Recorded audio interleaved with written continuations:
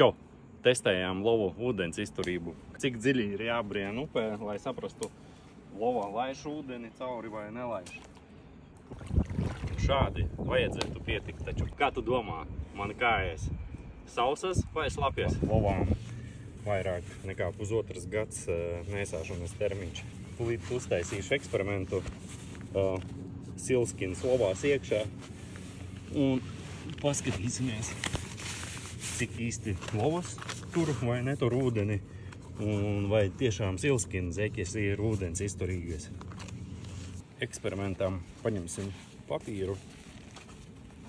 Mēģināšu uzvilkt silskinu zeķi un šai zeķē iekšā ir papīrs. Pārbaudīsim, vai sauss paliks vai ne.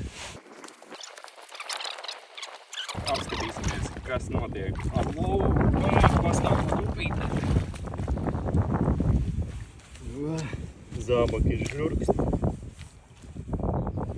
Bet kājas man ir sausas, jo man kājās ir silskins zeķis.